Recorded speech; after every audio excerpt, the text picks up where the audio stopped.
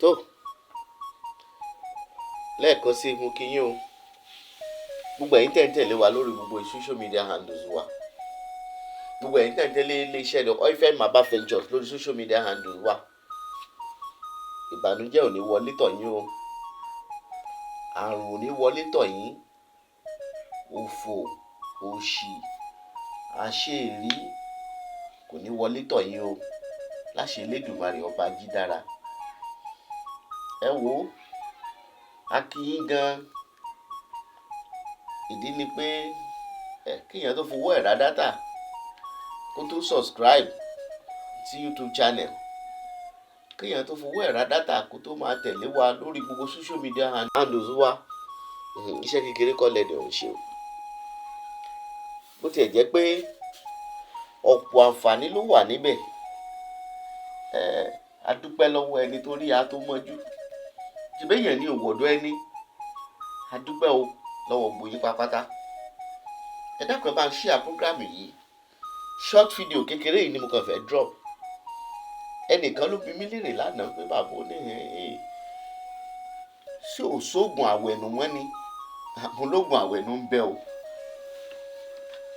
Ẹ dákun bàbá, kò sóògùn àwẹ̀, ó ti pẹ́ tá a ti ṣiṣẹ́ àwẹ̀nù dà, ó ní mo ní kí n múṣẹ́ ìwà. Sọ̀rọ̀ láti ṣiṣẹ́ àwẹ̀nù yìí, n tó le jù nínú ẹ̀ rèé, n tó le jù nínú ẹ̀ rèé, òun ló wà lọ́wọ́ mi.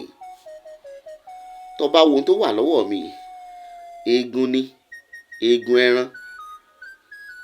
Wá gbọ́ o, jẹ́ n ṣàlàyé ẹ̀ dáadáa o. Kì í ṣe eegun èèyàn o, kì í ṣe tegun òkú. Torí àwọn tí wọ́n máa ń re ewu ọwúwú òkú, tí wọ́n máa lọ re ewu sàárè onísàárè tán ní jẹ́ kí kálukú ó sùn kó fọwọ́ rọrí rárá o. Eegun ẹran, kì bá jẹ́ eegun ẹran màálùú, kì bá jẹ́ tàgùntàn, kì bá jẹ́ tàgbò, kì bá jẹ́ tadìẹ, eegun ńlá máa ń lò láti ṣiṣẹ́ yìí. Wá gbọ́ mi dáadáa, bó lèèyàn tí wá máa rí eegun tá a máa ń lò láti ṣiṣẹ́ yìí. Ó kíyèsí pé téèyàn bá ń rìn lọ nínú ìlú, ó kàn ṣàdédé rí eegun míì láàrin ọ̀nà, lẹ́gbẹ̀ẹ́ ọ̀nà ó rí eegun míì. Irú àwọn eegun yẹn ni àwọn eegun tó wà lójú ọ̀nà, téèyàn ò mẹ́ni tó jí jẹun, téèyàn ò mẹ́ni tó jẹ́ kù, téèyàn ò mẹ́ni tó sọ ọ́ bẹ̀. Bóyá ajá ló gbé wá bẹ̀ ni, bóyá èèyàn kan ní ń jẹ́ lọ́nú mọ́tò ló jù ú nù, bóyá gbàrà ló gbé débẹ̀. Irú ẹ̀ là máa ń lò. Àwọn eegun téèyàn lè kàn ṣàdédé rí láàrin ọ̀nà, òun ni wọ́n máa fi ń ṣiṣẹ́ yìí o. Wá jẹ́ ń ṣàlàyé o. Ìwọ tó o bá ní ọmọ bí o ti lè rí téèyàn wú, Olódùmarè ó tú ọ láṣìírí o. Ìwọ wá abẹ́gun èèyàn ní, Olódùmarè ó tú ẹnikẹ́ni tó bá lóun fẹ́ lo eegun burúkú láti ṣiṣẹ́, Olódùmarè ó tú láṣìírí. Kò tiẹ̀ ní ṣiṣẹ́, torí eegun ẹran tó wà láàrin ọ̀nà ni wọ́n máa ń lò, kì í ṣe eegun tí wọ́n máa ń lò. Kódà tó o bá jẹ́ kù nínú yàrá rẹ, tó o bá mú, tàbí nínú ilé rẹ, nínú ilé tó ń gbé, tó bá wọ̀ wá jẹran, o wá sá eegun ẹ̀, lọ wá lọ fẹ́ fi ṣiṣẹ́, kò lè ṣiṣẹ́ o. Lára tó máa jẹ́ kó ṣiṣẹ́, Olódùmarè ló ṣe mọ bó ṣe fàṣẹ sí, ó ní eegun tó rìnnà ṣàbápàdé ẹ̀ láàrin ọ̀nà, òun lọ lè lò láti ṣiṣẹ́ yìí. Kò wá sí nǹkan míì tó kù ju àtàrí kan ṣoṣo lọ. Torí eegun ẹran àtàtàrí kan péré ló nílò láti ṣiṣẹ́ tó wà lọ́wọ́ mi.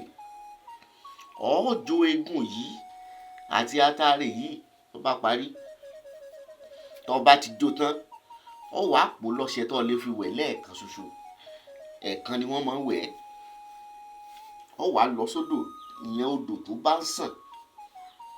Ó wá kẹ́yìn síbi tódò tí ń sàn bọ̀, ó kọjú síbi tódò ń sàn lọ. Sọ̀rọ̀ pé ààyè òkè lódò tí máa ń sàn bọ̀, ó wá kẹ́yìn sáyé òkè yẹn, ó kọjú síbi tódò ń sàn lọ.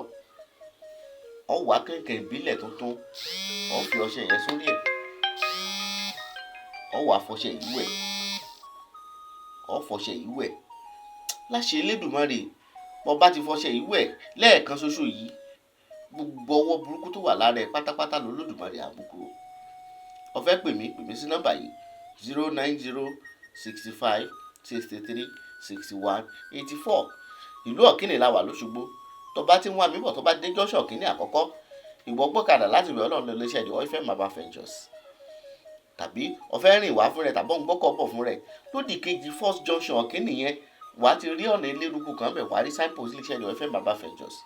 láti ọjọ́ Monday sọ́jọ́ Sátidé ńlá fi ń dàlejò ló ọṣẹ àánú bẹ́ẹ̀ iléeṣẹ́ Deoyfem Global Ventures 20,000 naira lọ́ṣẹ àánú wa. ọṣẹ ajẹ́gùn wà nílé iṣẹ́ wa 20,000 naira lọ́ṣẹ ajẹ́gùn. ọṣẹ aṣínà wà oní 40,000 wà oní 50,000 wà nílé iṣẹ́ Deoyfem Global Ventures.